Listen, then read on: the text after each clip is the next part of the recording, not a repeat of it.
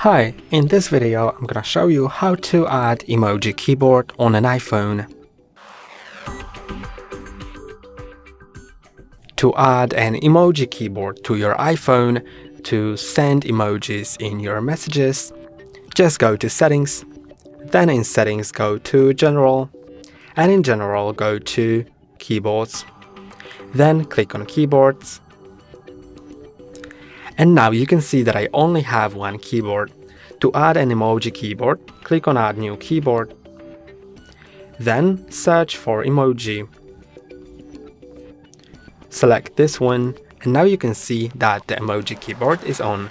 You can also add more keyboards like different languages. Now, when you go into any app, for example Messages, and you create a new message, then to switch to the emoji keyboard, click on the emoji button, and now you can type in new emojis, like that. Also, if you have more languages enabled, let me show you that. Let's add any other language, like for example Spanish.